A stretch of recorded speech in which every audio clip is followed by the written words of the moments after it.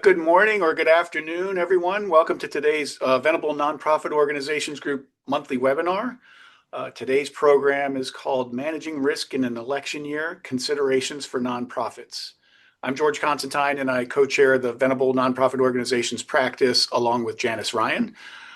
We feel this is a real timely topic, as many nonprofit organizations are just considering now what roles they want to play in connection with the November election and what activities they may want to undertake, either directly election related or with regard to the issues that are important to the nonprofits represented here on the call. And so there are issues that can arise both from a tax exemption perspective, but also from the federal campaign finance law perspective as well. And you'll get to hear and learn a lot about that today. Before I introduce today's speaker, I just want to make a quick plug for next month's March webinar, which will be March 24th.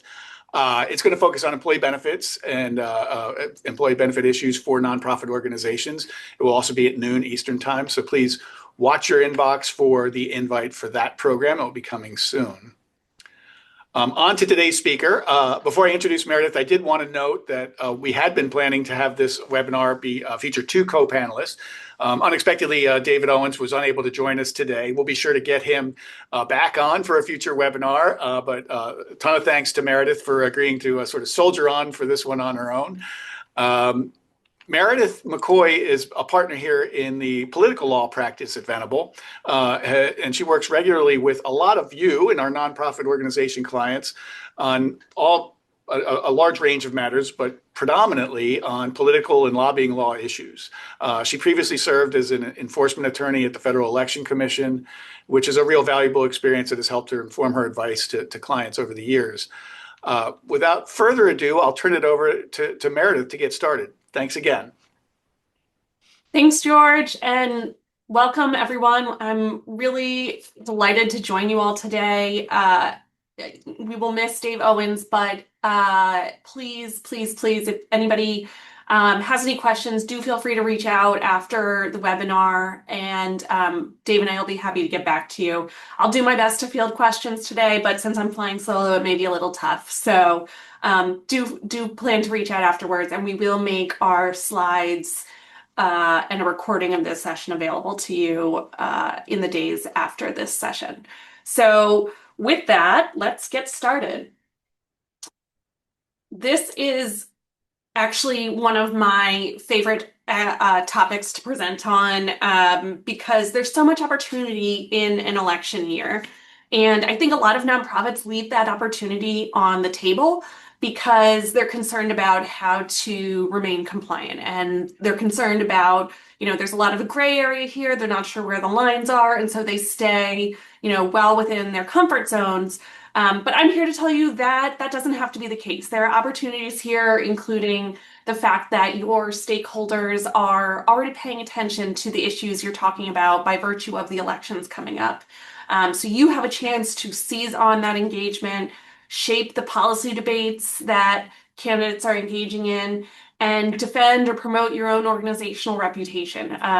An election year is a great time to do all of those things, and I'm here to tell you how you can do it in a compliant way. Yes, there are risks under the tax code and under campaign finance law and lobbying disclosure laws. And yes, there are a lot of different laws that may map onto your campaign. There's also more scrutiny because folks are paying more attention to the election, because stakes feel high because of that. Yes, the press is paying attention, your stakeholders are paying attention, your donors are paying attention. So there's a little bit more scrutiny, but we're gonna talk through the ways that you can engage with all of them, engage with your issues while and be prepared to thrive in that added attention instead of with or under it. So without further ado, I'm going to start by going over the legal framework. I'm going to move pretty quickly through that. I think a lot of you are experienced, at least conversant in a lot of this law. But there is a lot of information on the slides that will be distributed afterwards. So if you have questions, do consult that and feel free to follow up with me. But I want to spend the bulk of today on some very practical examples of the types of advocacy work your organizations may be interested in doing and helping you understand the analysis that we do when we get these types of questions. So, when you are working through advocacy in an election year with your program teams, your comms teams, there are really two lenses that I want you to pass that advocacy through. The first is federal tax law. Regardless of what type of nonprofit you are, there are restrictions on on the types of activity you may engage in. And this is really a limitation on nonprofit organizations by virtue of the fact that they have a favored tax status. The law attaches some conditions. So you need to know where the lines are for your particular organization and how your advocacy fits within those lines. The second lens is campaign finance law. There are federal, state, and local campaign finance laws that attach depending on the election that you may or may not be engaging with. And so elections for federal candidates are governed by federal election law.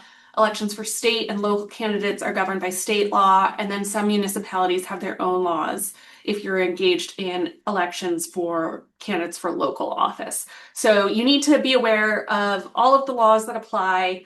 And these laws typically place limits and impose disclosure requirements on what organizations can do. They're anti-corruption laws intended to shed light on what activities different groups are involved in electing our public officials.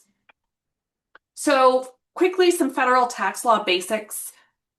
The main division here is between 501c3 organizations and everyone else. Public charities under 501c3 and private foundations are absolutely prohibited from engaging in campaign intervention.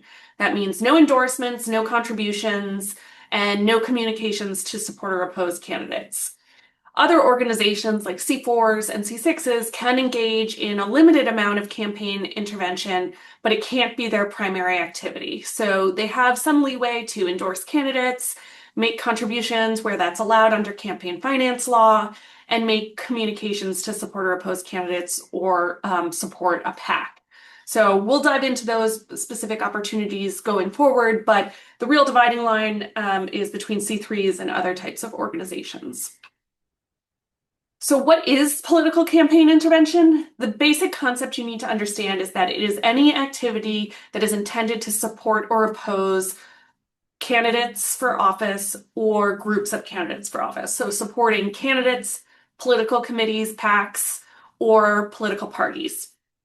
And while the test is generally one of intent, the IRS will look at activities retrospectively using a facts and circumstances test. And so even if initially, you hadn't intended to influence elections, but it appears so in retrospect, that should be a consideration that is factored into your mind. I've posted here some resources that you can see that include really specific examples of what may or may not be campaign intervention. In addition to whether or not your organization is allowed under the tax code to engage in political campaign intervention, you also want to keep in mind several other factors. The first is reporting. Political expenditures must be reported even by those organizations that are allowed to engage in them. So you'll have to disclose political activity on your 990 or on an 1120 POL. The year following the activity, the fiscal year in which the activities take place. So C4s, C6s, C5s, C6s, you all are looking at disclosure. In addition, organizations that engage in campaign intervention may be required to pay a tax on that. Organizations are required to pay a tax at the highest corporate rate, 21%, on the lesser of their net investment income or their political expenditures. So if your organization has a lot of investment income, that may mean you're paying a 21% tax on every cent you spend on political expenditures out of your organization. So that's something to keep in mind too when you're trying to assess whether to do political activity out of your C4, your C5, your C6, or to do it out of a connected PAC, which we'll talk about at the end of this. The third thing to keep in mind is for membership organizations, if you engage in campaign activities, that activity is not deductible by members as part of their dues. So when you're calculating the amount that you communicate to your members as non-deductible, you have to include all of your political activity. So if your members are going to be sensitive to the deductibility of their dues, you are going to want to carefully consider whether you want to engage in political activity or not. So that's tax law in a nutshell. Moving on now to campaign finance law basics. There are a few different moving pieces that you want to keep your eye on under campaign finance law. The first is that campaign finance law typically imposes contribution limits and source restrictions. So, for example, corporations, including nonprofit corporations, are often prohibited from contributing directly to candidates, parties, or certain PACs. Some states may permit that activity, but the federal level does not allow corporate contributions to candidates or party committees or traditional PACs. Corporations can contribute to super PACs, so that's a different consideration. But there are oftentimes under state law a lot of variety in what corporations can do, and so it's something to keep an eye on. The second consideration is political committee registration.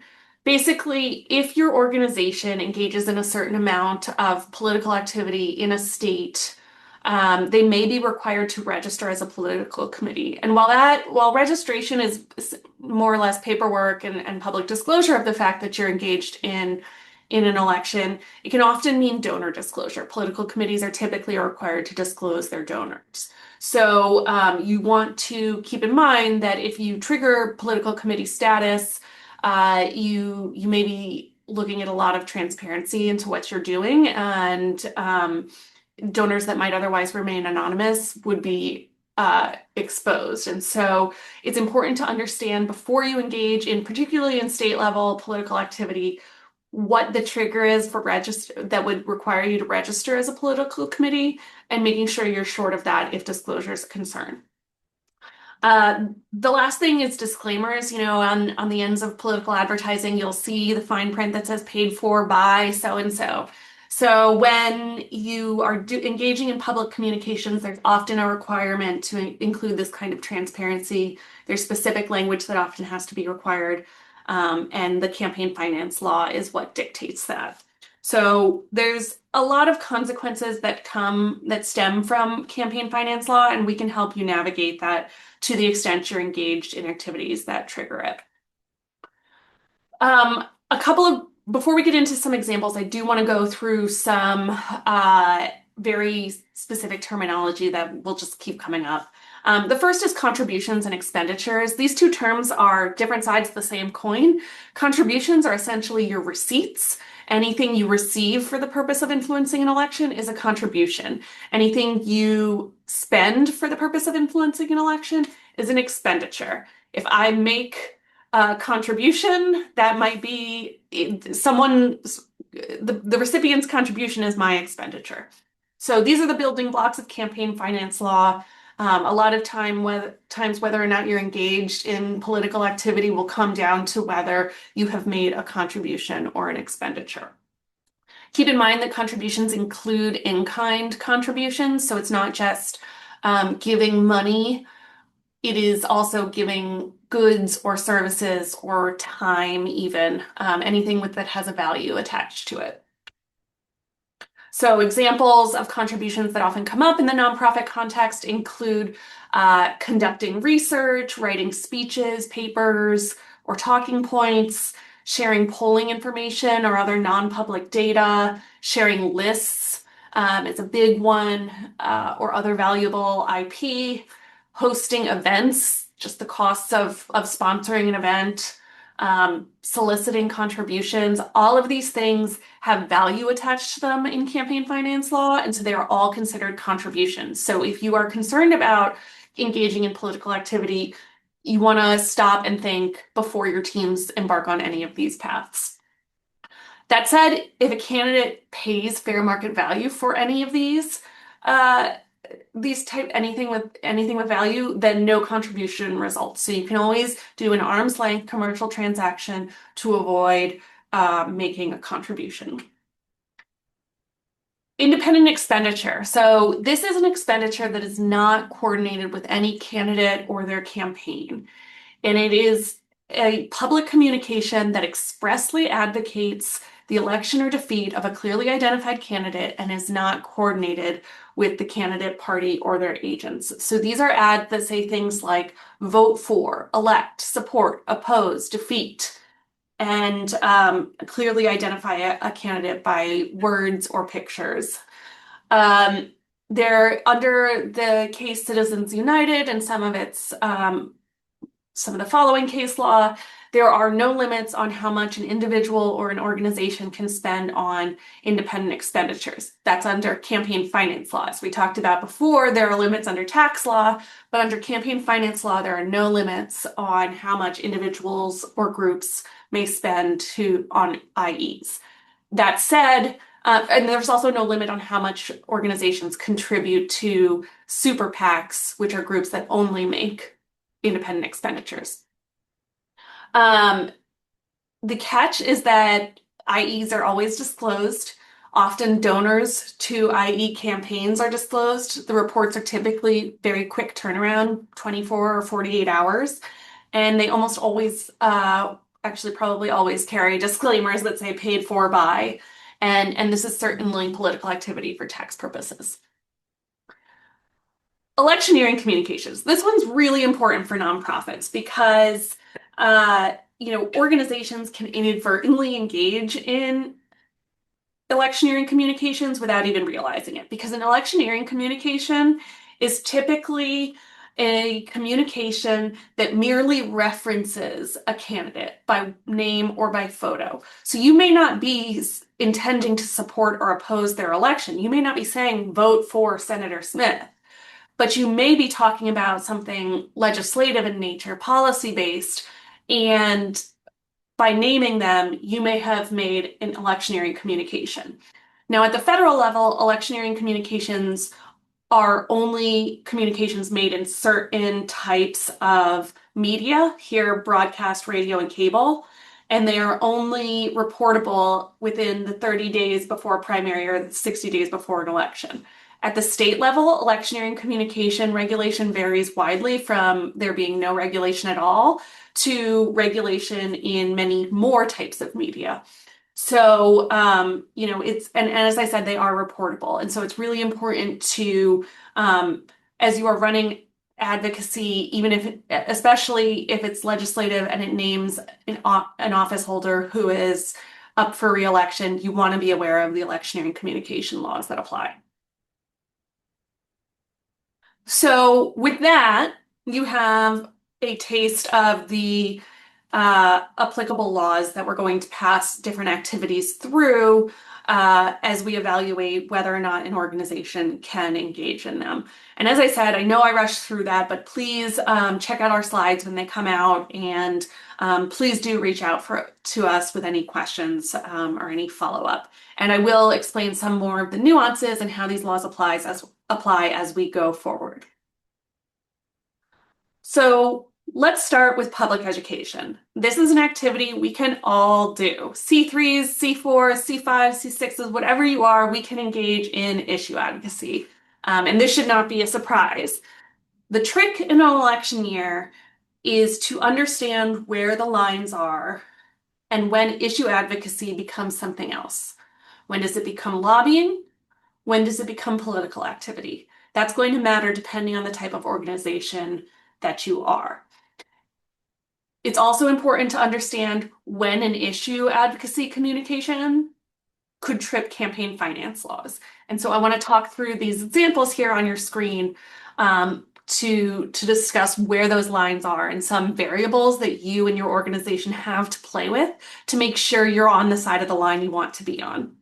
So this first, on your far left, the first ad is very clearly issue advocacy. This could be done by any type of organization. It still has a sort of provocative title, Who is Keeping Your Family Safe?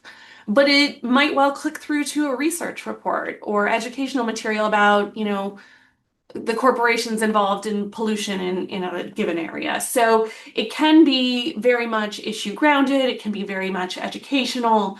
And so it's really something everyone can do, even in an election year. Um, if you bring this ad to me, one question I am going to have for you is what does this ad, if it's digital, click through to? Does it click through to a research report or does it click through to a legislative petition? Does it click through to information about voting that's more specific? That may change our analysis. So as you are working with your internal program teams, that's one question to understand is, not just the four corners of the ad, but what does it click through to and how does that change our view of all the facts and circumstances surrounding this ad and whether it's going to be treated as educational in nature or whether it's going to be lobbying or political activity. So if we move then to the middle image, we have essentially the same ad, but with this added, you know, call to action in here that says, call Senator Smith and tell her to protect our drinking water. This call to action is, it definitely seems to have much more of a legislative bend. Whether or not it is lobbying per se will depend, I think, a little bit on the context about, and this is another question to ask your teams. What is going on? What is it that we're trying to do? Is Senator Smith about to take a vote on protecting drinking water? Or is this just more of a general appeal to her to keep this issue as a priority? That could land it on either side of the issue advocacy lobbying line. But it is definitely hedging closer to lobbying by naming an individual and calling out a specific, taking a position on a specific issue. Now, I do also want to flag that this could be covered under lobbying laws. I didn't really touch on those, but lobbying disclosure laws may be triggered in states where there is grassroots lobbying law. So if your tagline says, call Senator Smith and tell her to protect our drinking water, a state may regulate that as grassroots lobbying. It may be something you need to include on lobbying disclosure laws. It may trigger special reporting. So keep in mind that you could be triggering a third set of laws here, the lobbying disclosure laws. The other thing I'll say about this ad is that, by naming Senator Smith, we fall back into that EC territory. When we are naming somebody, your flag should go up about whether or not this could trigger electioneering communications reporting in the jurisdiction where it'll be distributed. So something to keep in mind. But generally speaking, this is probably going to be a lobbying ad, but you want to be aware of the context and potential lobbying disclosure and campaign finance implications. Now, moving to the far one, we are moving much more clearly into political activity territory. We have the same tagline, who is keeping your family safe, but now we're saying not Senator Smith. So we are expressing a clear point of view about Senator Smith. And, maybe that alone, those two elements alone might be, arguably lobbying, depending on the context. And maybe intended to put pressure on Senator Smith to take a certain vote. But the thing that really sets this apart for me here is this information in the corner. Vote November 3rd.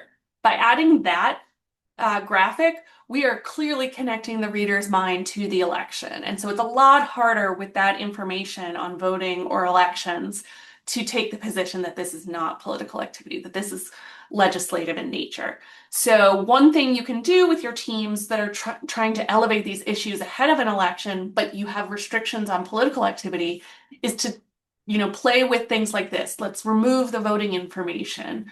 Let's remove the election date. And maybe we can push this back into lobbying territory.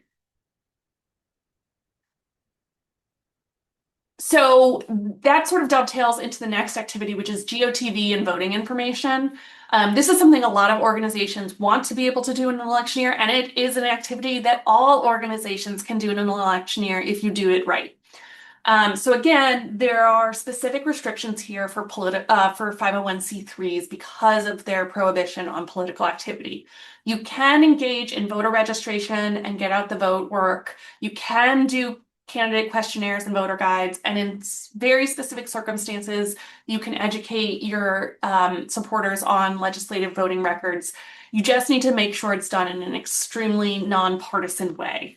So you don't, and really there's specific guidance here, but the gist of it is that you don't want to be putting your thumb on the scale. Could a reader read this and make up their own decision about who to vote for?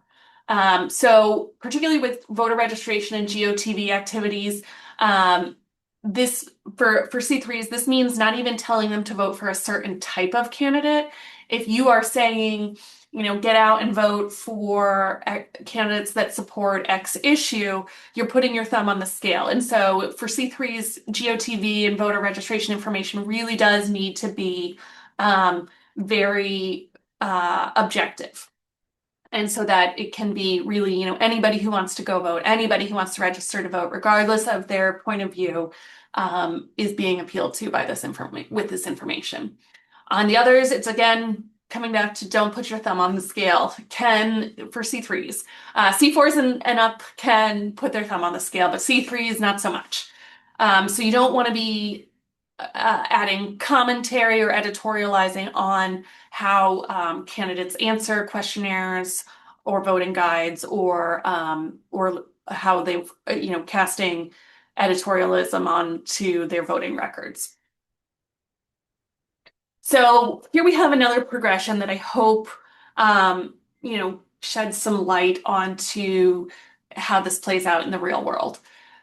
Our first ad here, we have a photo and we say election day is coming, get election information here. Also, just as an aside, I had AI prepare all of these ads. They're completely fictitious and made up, but AI did not like the taglines that I was adding to the ads because AI would not make election-related advertising. So it did have a bit of a conscience, and so these aren't perfect examples, but I did my best, and I'll talk you through them. So this far left advertisement is a really good example of objective, get out the vote work. Election day is coming, click here to get more information.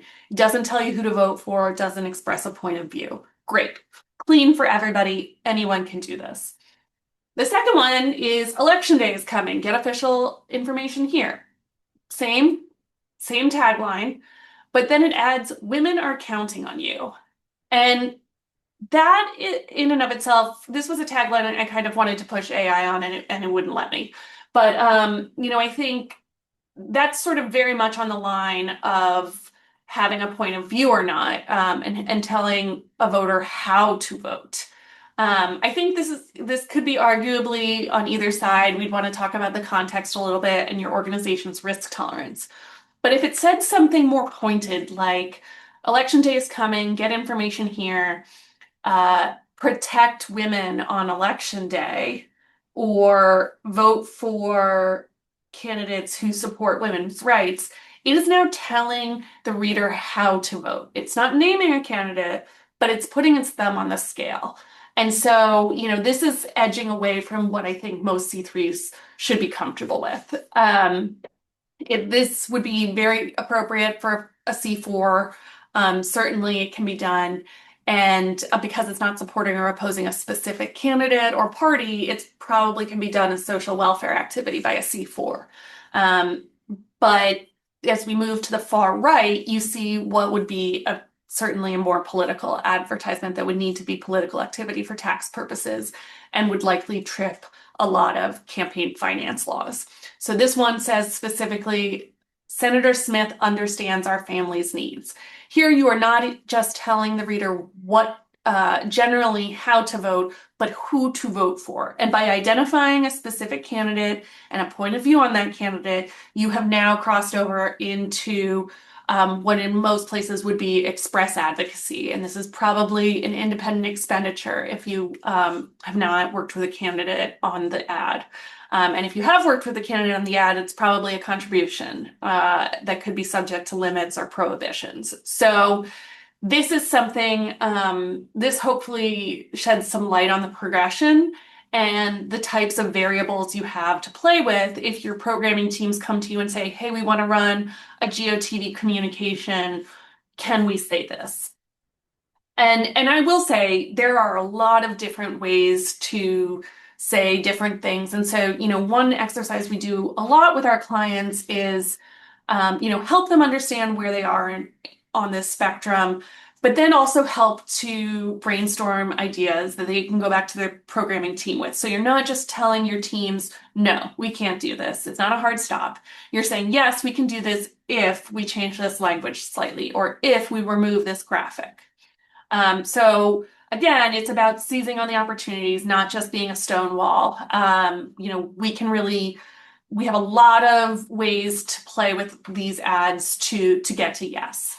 And that's what we're going to do. If you ever, I will also say, this type of thing is something your outside counsel, it's something we see every day and we do a lot of it. And so it's very easy and very quick for us to make a gut judgment about whether something is nonpartisan, whether it's political activity or lobbying, and to help troubleshoot and come up with other options. So, I really encourage you. This is one way that your outside counsel can be a huge help. All right, number 3, praising or criticizing incumbents in an election year. This is something that comes up all the time, and it is something that you can do. It's something I think a lot of organizations struggle with because even as an election is going on in the background, there's still a legislature in session that is still doing lots of different, passing bills, debating bills, different topics are coming up. And so you want to be able to comment on what's going on in the legislature or, through government actions, but the people taking those actions are also candidates. So how do you sort of thread that needle? Before I go on to that, I actually have a really good question here that I do want to address. Somebody asked, what about election protection activity on election day, specifically sharing information with voters on how to respond, if they encounter police presence, who to contact in the event of an issue? And I will say this can all be C3 appropriate activity. I actually, got my start working on election protection for a 501c3 that does exclusively this kind of work and around elections. And so this can very much be C3 activity. Again, it just has to remain nonpartisan. And so that can be tough in an environment that is so highly politicized where you may say, um, maybe certain people believe that, you should have certain rights or you should have certain obligations at the polls. And so maybe only certain people agree with you on this issue. But the test again is read your advertisement, read your public communications and say, could anybody from any place on the political spectrum read this and understand what they need to do if they have a problem? So it doesn't matter what their problem is.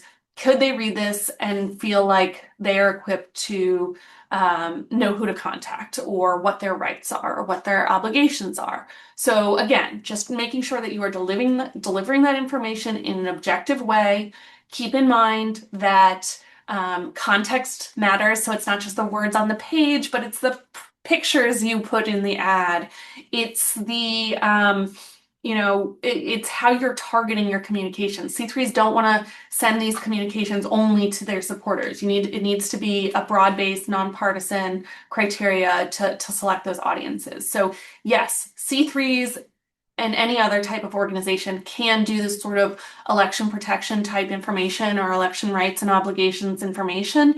And you certainly can do it. Just make sure you're doing it in a nonpartisan way. Other organizations, C4s, C6s, can take more of a position. And so you have a little bit more leeway, but it's a question we get a lot of in an election year. There's a lot of, especially as election administration rules have been changing, since the pandemic, there's been a lot of change. So it's something that a lot of organizations do and who can do it safely. Um, Moving on now back to praising or criticizing incumbents in an election year.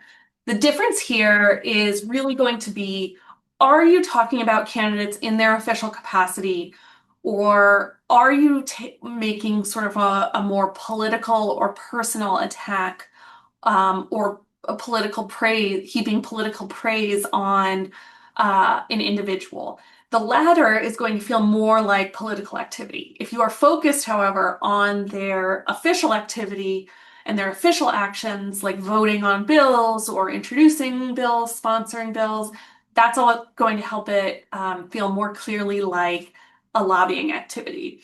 It also helps context matters. The IRS looks at lobbying on a facts and circumstances basis. And so the context matters. If you want to make a communication praising or criticizing an incumbent about something they've done in their official capacity, and you're doing it close in time to when a hearing is about to happen or a bill is up for a vote, those are all good facts. If you are doing the same ad in a vacuum, in the absence of any official activity going on the Hill or at the state legislature, that's going to start to look more political, because why else would you be running that ad now, if not to sway an election? So context matters. You can help make advertising feel more legislative by including specific legislative calls to action, like call your senator, or including a phone number, or even make it a non-lobbying message and have the call to action to be learn more and clicking through to purely educational material. Um, so the call to action can be something you play with your teams to help it trend away from political activity if that's what you're going for. And then again, use nonpartisan criteria to choose the incumbents featured and the audience you're speaking to.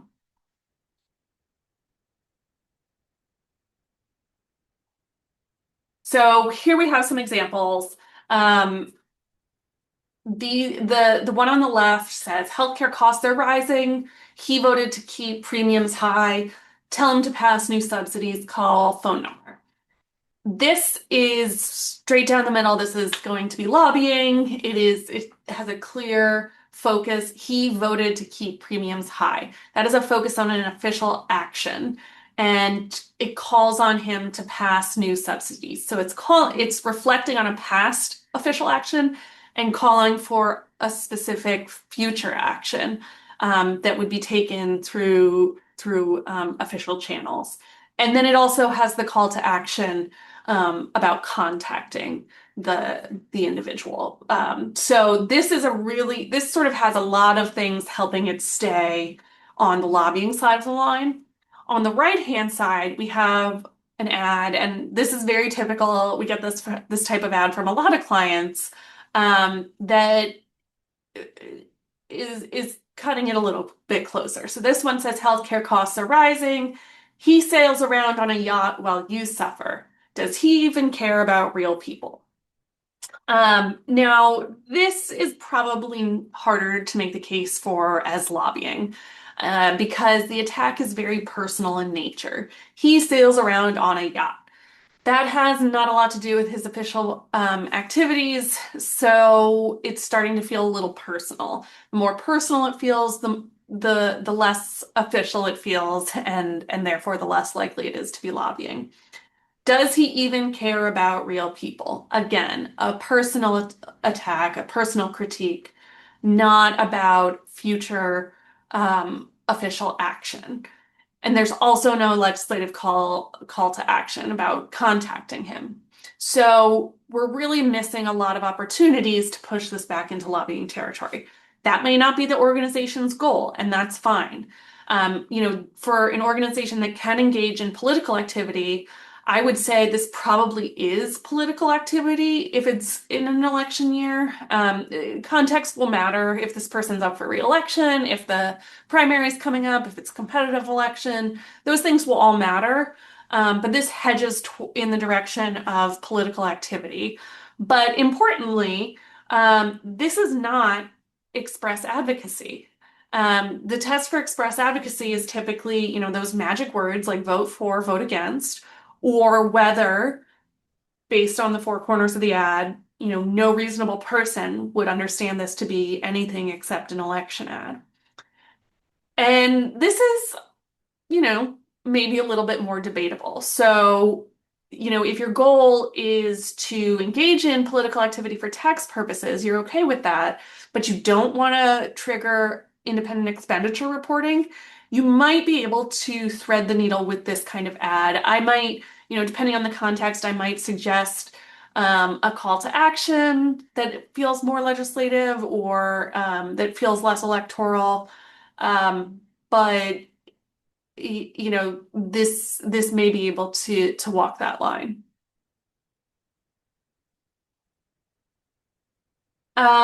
So yeah, this is something that comes up a lot in election year, particularly for C4s, C5s, C6s. Again, we can give you a quick gut check and we can give you some different variables, some levers to pull with your teams internally to make sure this falls on the right side of the line for you.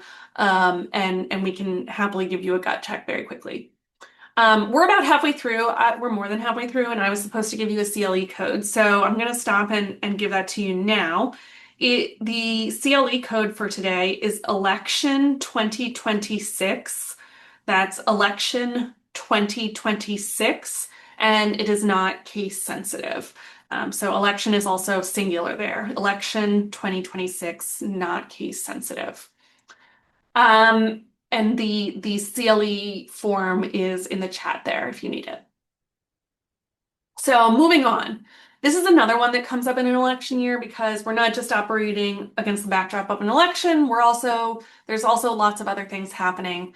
Officials are still our public officials even in an election year. So how can you engage with candidates and office holders in an election year? And this might include candidate or office holder appearances. It might include educating candidates on the issues your organization is focused on. And it can also include candidate debates and forums. And we'll go through how to do each of those. Educating candidates. This is something that lots of organizations can do. Again, the focus here is going to be if you do not want to engage in political activity, then the focus should be on doing so in a way that is not specifically supporting or opposing particular candidates. It's focusing on the issues, and you're not providing anything of value to a candidate and we'll talk about how to make sure you're not. So organizations can do what we call lobbying candidates. This isn't lobbying in the lobbying disclosure sense necessarily, but you can advocate to candidates to adopt the position your organization feels strongly about. And the way you can do this is, 501c3s can't ask organizations to take a pledge. Asking a candidate to say, I promise that if I'm elected, I will support this issue is essentially endorsing them. It amounts to an endorsement. And so 501c3s cannot ask candidates to take a pledge, but C3s and other organizations can provide policy papers and other materials intended to nudge the candidates' positions on issues. To avoid providing something that is of value to a particular candidate, you want to provide materials that are publicly available, and you should make materials available to all candidates that want them. So if you are focused on a particular race, you want candidates to take a position in that race, provide them all the same materials. Don't provide them tailored one pages that tell them why this will benefit their campaign in particular, but tell them why this issue is important in their district, and provide that material to all the candidates so that you're not providing any one candidate a particular advantage. Do not create content at the request of candidates unless it is going to be shared with all of the candidates. So again, the focus here is being objective. If you don't want to engage in political activity, if you don't want to make a contribution for campaign finance purposes, provide public information, provide information to all candidates in a race, and it is much less likely to be seen as political activity or as a contribution. Candidate appearances. Appearances unrelated to someone's candidacy are okay. So if your sitting senator is up for re-election, but you want to have a town hall on your issue with that senator, that's okay. The real test is that you should be inviting somebody to attend your event for a reason other than the fact that they are a candidate. And so with incumbents, that's often easy. If they are an incumbent in in a district where you're working, that is a great reason to invite somebody. You would invite them regardless of whether they're up for re-election. It doesn't have to be limited to just incumbents, though. You might invite people who are running for office because they are experts on a subject matter, dating back to before the time they were a candidate. They might be a community leader. And so you can include them if you have a nonpartisan reason for including them. Again, if you're an organization that's okay with political activity, you don't need that objective reason for inviting them. But for organizations that don't want to engage in political activity, that don't want to make a contribution, you you can invite them if you have a reason to other than their candidacy. Some ground rules, though, will need to be set. So specifically, there should be no mention of the election, of voting, or their candidacy before or during the event. So in your promotion, you are not referring to them as a candidate. You are at the event, you need to remind participants that this is an official event. They are not to discuss their candidacy or the election, and they're not to raise money during the event. You might consider, making sure that you might consider including disclaimers on written materials that say, this is a nonpartisan event, and that can help remind everyone involved that this should not be an opportunity for candidacy. One question I get all the time is, well, what if somebody goes off script? What if we've laid the ground rules? What if we have included the disclaimers and somebody goes off script and starts talking about making a plug for themselves and for voting for them in November? At the end of the day, you can't stop that. That is a risk that comes with inviting people who are candidates to your event. But I think most experienced politicians are going to want to respect the rules you've laid out. They'll be familiar with the rules you've laid out, and so it won't be awkward laying those rules out. And at the end of the day, if you've done everything within your control on the front end, I think there's probably not a lot of risk if someone goes off script at the event itself. So you want to take these steps in advance to give yourself a little bit of an insurance policy. When you are trying to recruit people to attend these events, do work with their official staff. Do not work with their campaign staff. That means you're writing to soandso.gov, not so-and-so at smithforillinois.com. That means you're working with the legislative director, not the campaign manager. Those types of details can be helpful and they can matter in the event of an audit. So do try to parse those. Do try to be attentive to who you're working with. And under no circumstances should you allow political fundraising. Don't allow them to make a plug for it in their remarks. Don't allow their campaign to set up a table at the event to raise money. Just hold the line. It's an official event. This is not for campaigning. Now, if you are an organization that is allowed to engage in campaign activity and you want to have somebody at your event, you may be able to for tax purposes. Keep in mind, though, that the costs of an event where you are featuring somebody who is campaigning are likely to be considered a contribution. So if the applicable campaign finance rules don't allow your organization to make a contribution, someone else is going to have to cover those costs who is permitted to make a contribution. That could be one of your members. That could be the campaign itself. That's not atypical. So keep that in mind that even if you're okay for tax purposes, for campaign finance purposes, you're going to need to find someone who is able to make a contribution if campaign finance law prohibits it. Okay, this is a big one. Nonprofits always come to us with questions about personal political activity in an election year. Importantly, organization personnel, including directors, employees, and volunteers, do not lose the right to engage in personal political activities by virtue of their affiliation with a nonprofit organization.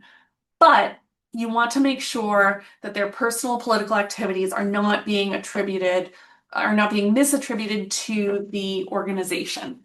And so you also want to make sure they're not using organizational resources for their personal political activities. And because that can both be political activity for tax purposes and a contribution for campaign finance purposes. So those are sort of the main considerations.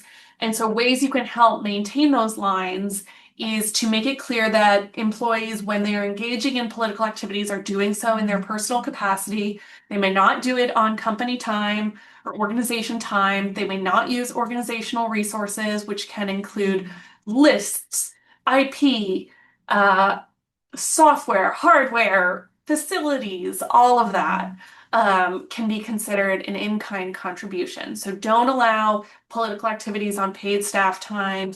Do not allow them to do it with your resources, with your logo. And to the extent that someone wants to be able to use their job title or their affiliation for identification purposes, for example, on an op-ed, your organization should consider in advance your position on that. The line we will tell you from a legal standpoint is that titles for identification purposes only may be okay as long as it's clear that the individual is not speaking for the organization. So if there's a disclaimer, if it says so-and-so is the CEO of this organization, and then it says all views expressed are their own, not presented on behalf of the organization, that may be okay for a C3 or for another organization that doesn't want to engage in political activity. But from a reputational sort of business standpoint, your organization may not even want to allow that. And that's something we do see with organizations and something you should consider in advance. Because for employment purposes, you also just want to make sure that you're not applying different standards for different people. And so, you don't want to be accused of discriminating against somebody based on their political views, which in places like DC is a protected characteristic. And so, we do encourage organizations to consider establishing a policy governing personal political activities for their leaders and staff. And just lay that out now. This is a great time of year to put those policies in place. If you have a policy already, it's a great time to review it and socialize it because your employees are going to start to want to get involved. So we do strongly recommend policies. Oftentimes policies with examples can be really helpful to employees. And often if you expect your personnel to be really politically involved, it might be worthwhile to do a training with your employees about what is and is not okay and allow them to ask questions about, can I wear my, ball cap that has our logo on it if I go to a political rally? Can I use my personal contacts that are stored in my work computer? Because that's, I don't keep them separate. Those types of questions down in the weeds are the types of things that come up, and you want to be prepared to answer them. And again, try to deal with these questions try to anticipate these questions on the front end and come up with an even-handed way to apply your policy so that you aren't accused of playing politics with this type of thing. So, there are also state laws on state employment laws that govern political activity. There are labor laws that govern the extent to which, unions can engage in political activity with members. So you do want to be aware of other types of laws that may apply in your jurisdiction, in addition to the tax code and campaign finance laws. All right, we're closing in on the end here, but I just have a couple more slides. I want to touch on ballot measure advocacy at the state and local level. This is a big one. Ballot measure advocacy is lobbying for tax purposes. So C3s, that's going to count against your lobbying cap. All other organizations, you can do in unlimited amounts. But even though it's lobbying for tax purposes, it is campaign finance activity under campaign finance laws. So organizations that are proponents of a ballot measure may have to register as political committee and disclose their donors. And so you may want to set up a separate entity to run that ballot measure campaign. You want to make sure you understand what the disclaimers are going to say. You want to understand if your donors are going to be disclosed. So, keep in mind that ballot measure, all organizations can engage in ballot measure activity to some extent, but you want to sort of play it out to the end and make sure you understand what the other consequences are going to be under campaign finance laws. Um, you know, Keep in mind that in particular that if you start raising money in anticipation of a campaign, that alone can be a trigger for registering as a political committee.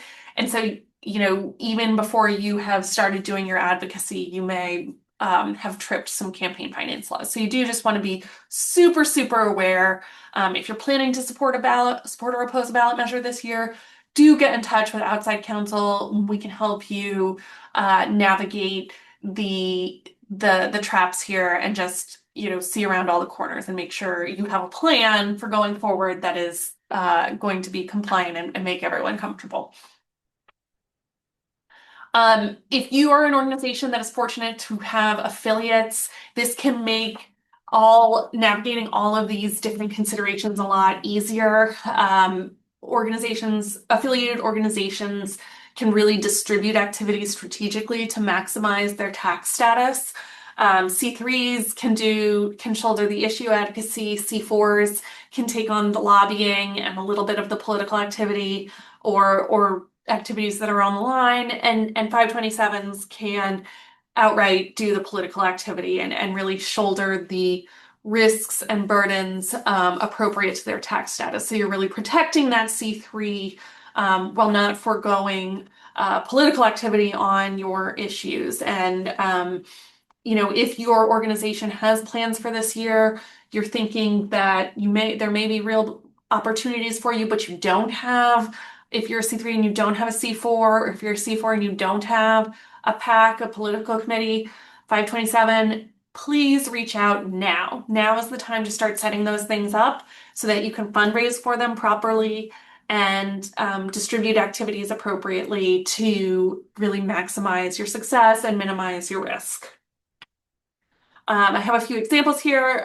We're closing in on time, but I do want to emphasize that now is the time. The reason we do this training in the January, February of every election year is because now is the time to start making these preparations. You have time right now to stand up a new organization. You have time to fundraise for a new or existing organization in the right way. So please do feel free to reach out and let us know how we can help.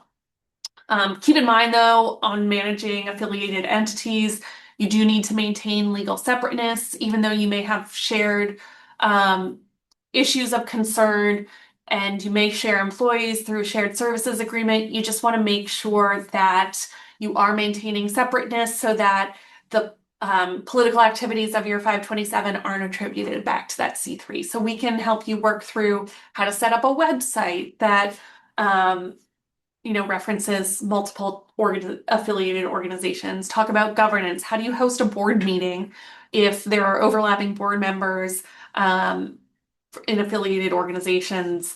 Can you host them at the same time? Probably not best practice. Can you host them back to back? You sure can, and we can help you walk through your different options. Make sure there are arm's length transactions between your affiliates as well, including in an official shared services agreement. And do work with your employees on timekeeping. We can provide resources to help with that. So with that, we are right at 1 o'clock, and I do want to thank you all for coming today. We breezed through a lot there, so don't hesitate to reach out if you had any questions that we didn't get to. Again, the CLE code is election 2026. Again, election 2026 and the CLE code word, the CLE link should be up on your screens in the chat. So thank you all for joining us. Please come back next month for our next webinar. We have such a great response through these, and we really enjoy connecting with you all. And please don't hesitate to reach out if we can be a resource to you in this election year. Take care, everyone.